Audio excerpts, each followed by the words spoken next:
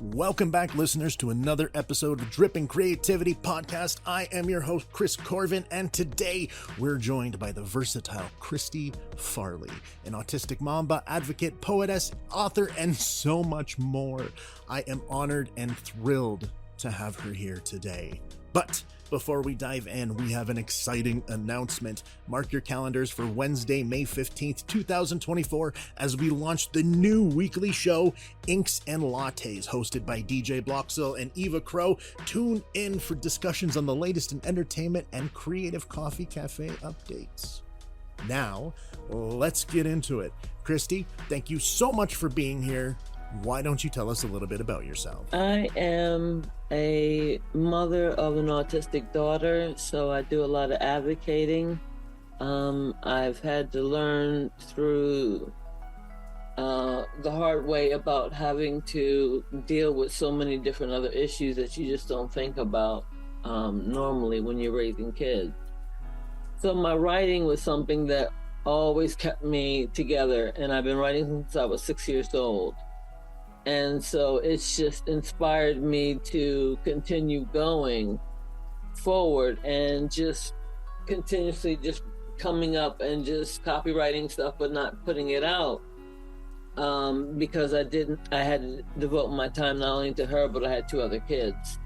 So, I'm a realist. I am a person that is relatable to a lot of hardships, but being able to overcome.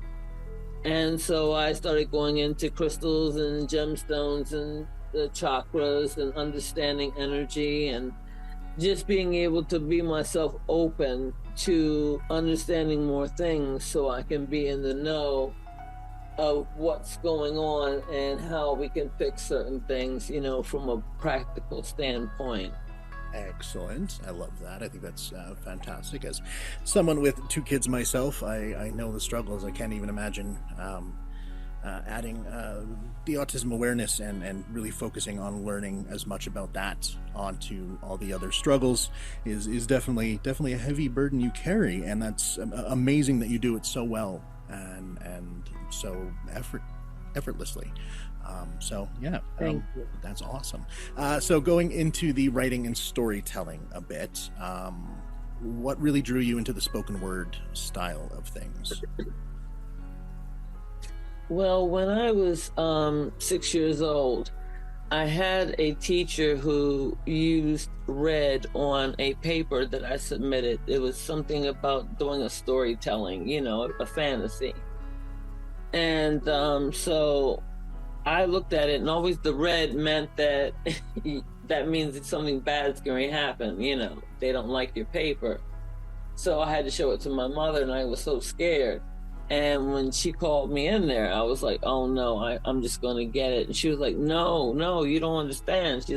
She's saying that you have a gift, being 6 years old. So ever since then, it drew me into the world of not only writing, but then also being able to speak. So spoken word came to me in the sense that I've never really done a lot of that, and so I just wanted to do it, but I wanted to do it different. I wanted to do it music. I wanted to do it with other people who can rap, who can sing, I want to be able to be a universal dance of words in our heads. I absolutely love that universal dance. Oh, that's beautiful. Absolutely beautiful. Thank you. So then, where do you find a lot of your inspiration that comes from? Is it just on your kids, the world? Where do you pull things from?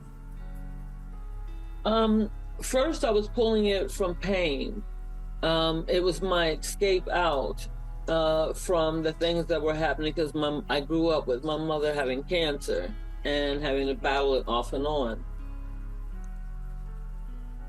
So it was one of those things that I was able to just let go words that, just captivated, things. And then I began to understand my relationship with writing, and it was just like something that was just a second nature. Like, I knew that I would be an author. I knew that I would do things. I just knew that earlier, and I had to take that detour with the children, you know.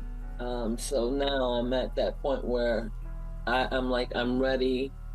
I've grown wiser, and I understand that, you know, that it's not just about money. It's about getting those words back to people, you know, and having some meaning behind it, and thoughtful meaning behind it.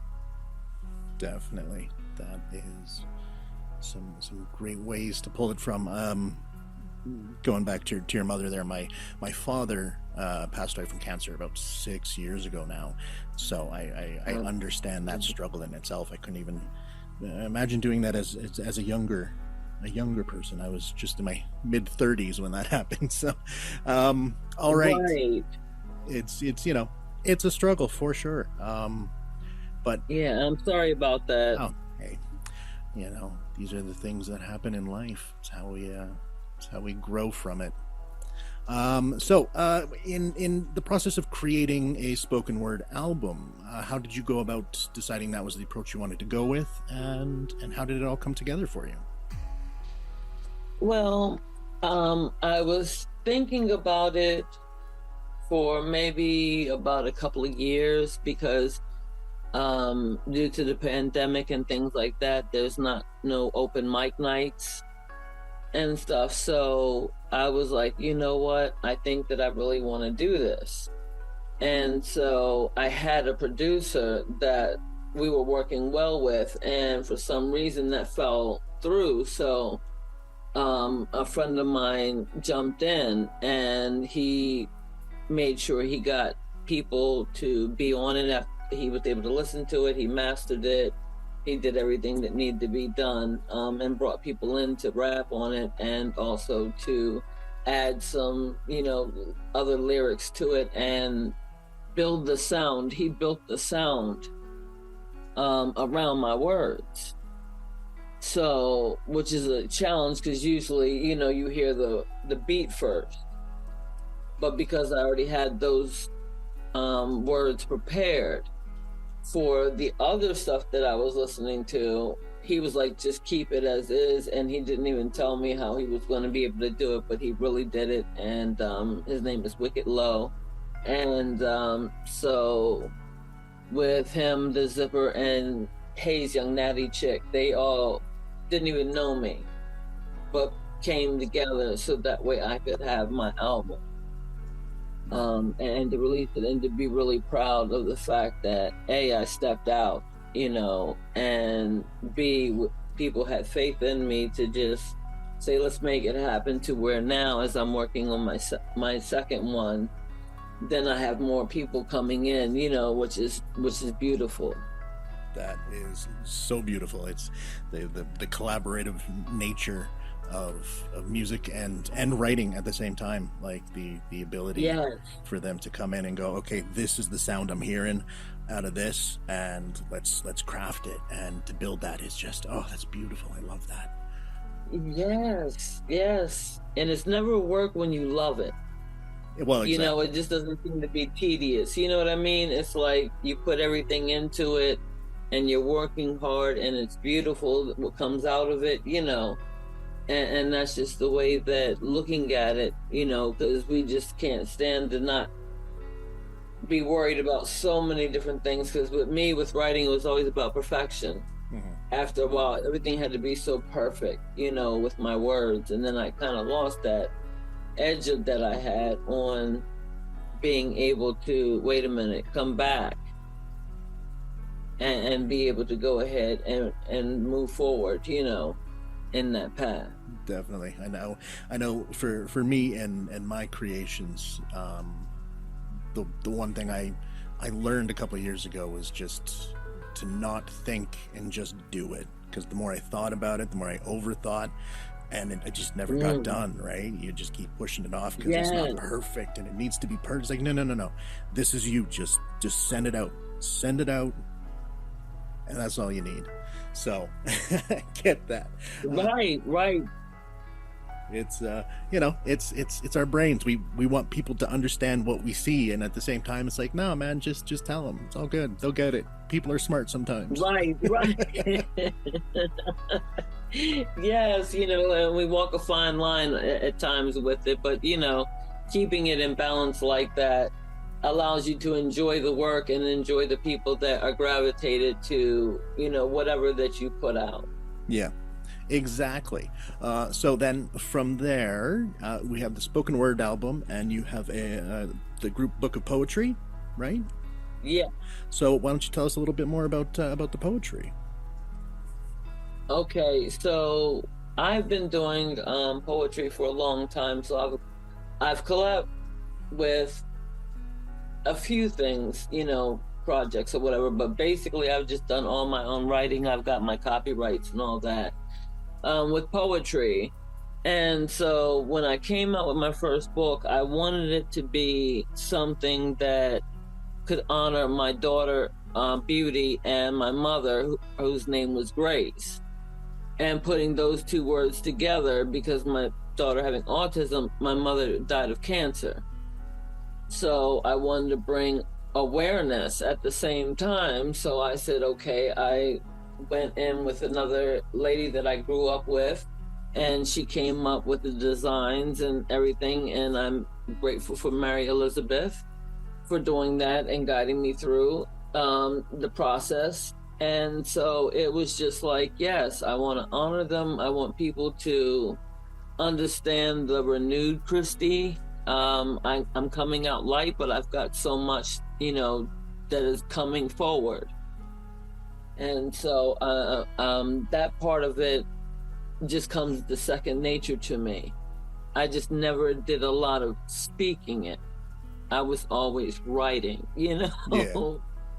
So now this is new to get on and start doing things like that. So it's pretty cool, but kind of nervous at the same time. But I think I got a grip on being able to just flow with it. Definitely. Well, and that's that nervousness and that fear really helps push things further.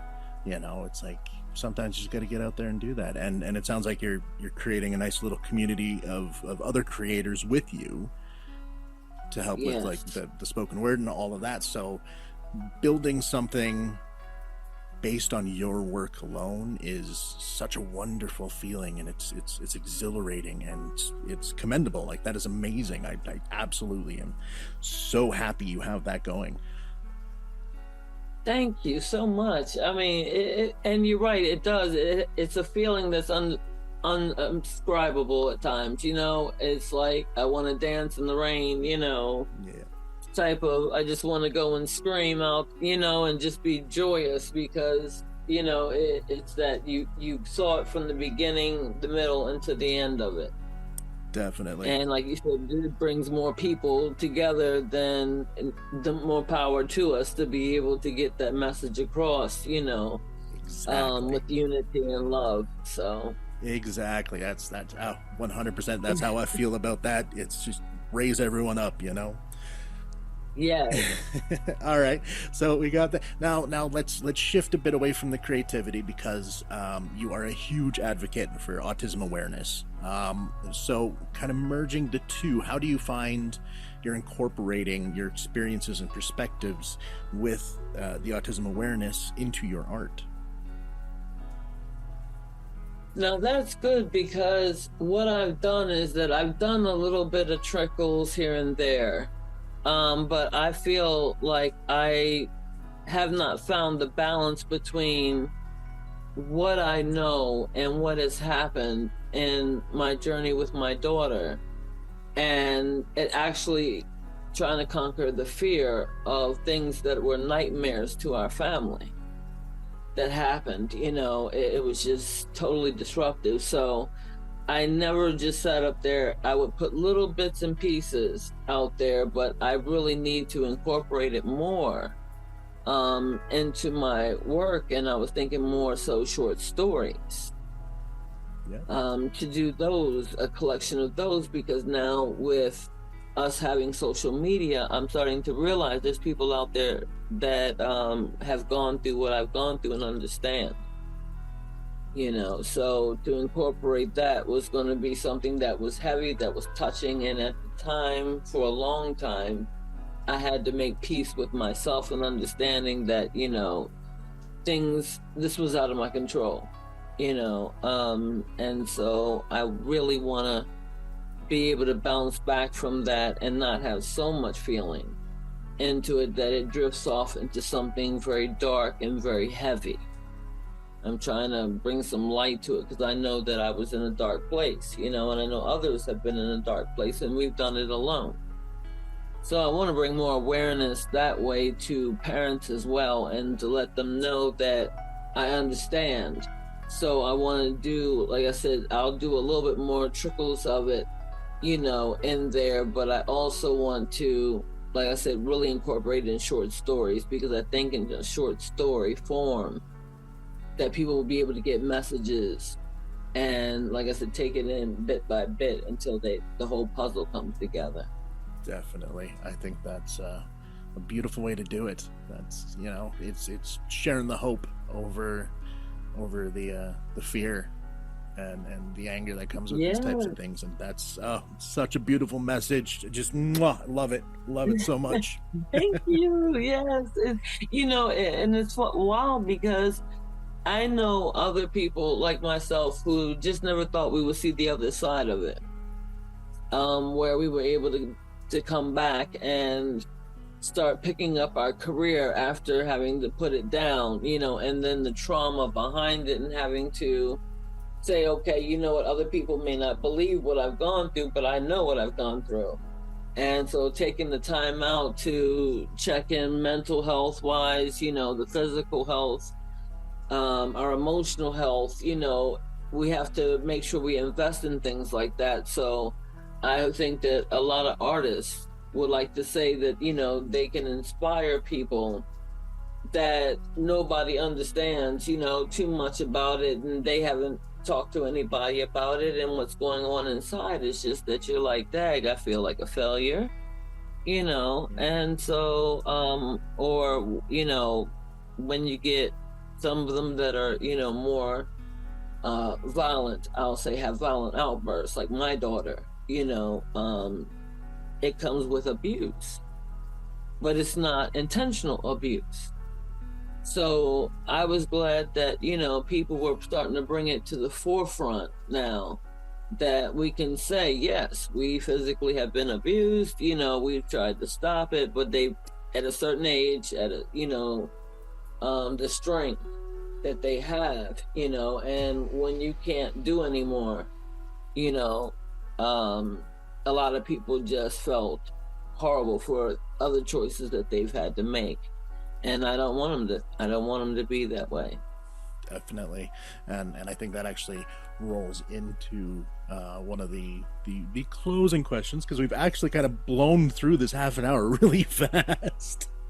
Right, so it was right. way too fast. It's enjoyable. Well, definitely. So before we end with a couple questions here, I just wanted to say, as your next project is coming through, I would definitely want to get back and chat more about that for sure. So just put me on the books when you get closer to that stuff, because man, I'm all in. I love hope. I'm a big hope guy.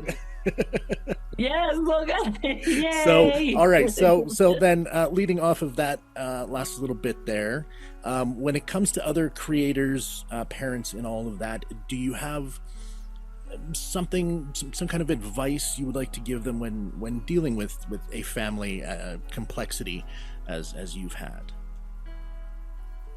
One of the things is that do your research on what resources are available to you, and do not feel degraded because you need help. I think that our egos sometimes get in the way, and that's not to be. You don't have to feel bad. You don't have to, just be alone. You don't have to do it. There are people out here that are genuine, and I found people genuine such as yourself, through social media, through our daily lives, that we're able to count on, and we have to get back into that communication. let those words be, our guiding light into what we can do, and we know we can do, and it doesn't have to be alone. That's honestly not only a great message, but a practical message. I think that's what I really love about that. It's not just, hoping something comes along and say, no, you got to do the work, put the time in, and it's worth it at the other side. Yeah. And that's, yeah, man, I get you. This is great. All right. Okay. So we were supposed to record this a lot earlier. There were some issues. So we're kind of at the tail end of the Autism Awareness Month right now. So by the time this actually comes out, it'll be past, but I just wanted to get your quick, why Autism Awareness Month is so important to you. With my daughter's autism, first of all, not knowing anything about that, and my daughter, was functioning fine. As she was doing everything fine, and when things went downhill, and I remember getting the reports back after everything that was going on that they needed to do, lab tests, whatever. I remember feeling the beginning of being able to say that, I can go ahead and talk about this as I'm going through this journey. And my voice got silenced because people just didn't want to hear it. They already knew about it. So sometimes I wouldn't be invited to things or whatever, I always had to step out of churches, because of my daughter. And, it can be a place where, like I said, it shuts you down. And I really want people to know and to have that sensibility and awareness that, okay, I have to take time out and really get myself together. And it's okay to do that. It's okay to just be able to pull things, because autism in itself, like I said, some people aren't violent, there's different spectrums of it. But those that do have it, we beat ourselves up, and, it's just, it's a horrible feeling, because suicide and things like that, something that I could never imagine, happened because I really just thought that nobody, there was nobody that was going to listen to me and say, wait a minute, I need a break. I'm getting just dragged, So there's those people, and those that want to know more, I would say, please look up Beauty's Grace Group on Facebook, and go into other chats with people, because we're thinking that when we're going to know somebody, when you're walking past them and you're thinking about your problems, that person's thinking about their problems. And when you're intermingling, we want to get away from our problems, but at the same time we can't, because it is sometimes it'd be like, okay, I'm ready to cry at this moment, and people didn't understand certain things, like I said. So the awareness should be not only aware of it, but to understand what the parents, the siblings, and everybody else goes through. And it's just not the child, that goes through. So yeah, it's hard to be strong, but we have to grab from somewhere. It's a thing that affects the entire community around it, and the more you can learn about it, the more you can talk about it, the easier it is to find the people that can help support you up when you gotta take a step back, So right, that's beautiful. I absolutely love that message. And then finally, because I know Zoom is going to eventually cut us off here, so I want to get this in before it does. Okay. Where can people find you and your work? They can find it on YouTube, and it's under my name. So you can type in Kristie L. Farley. And I'm also on Spotify. And again, everything has got, those kinds of tags with my name in them, except for TikTok. And that is K4L UV, and then it's an exclamation point. And I'm just all around just talking and being able to share as much as I can.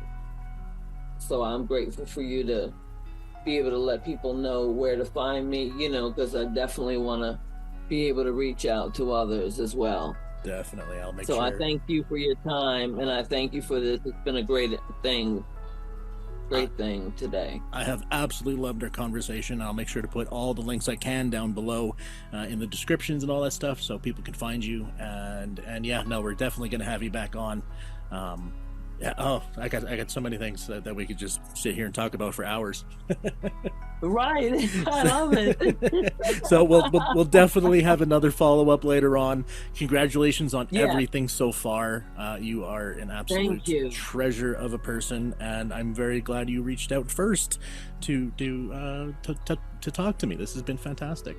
So have a great rest of your day, and we will talk again. You too, and everybody else that's listening, thank you. Exactly. So have a wonderful one, and we will talk to you again very soon. Thank you. Bye-bye. Bye. Thank you so much for joining us today on the Dripping Creativity Podcast. We hope you found inspiration in Kristie's story and are excited for the upcoming launch of Inks and Lattes. My name is Chris Corvin. You can find me everywhere at Chris of the Void. Stay tuned for more episodes. Don't forget to subscribe, rate, and review on your favorite podcast platform, and subscribe to us on YouTube. Until next time, stay creative, stay inspired. See ya.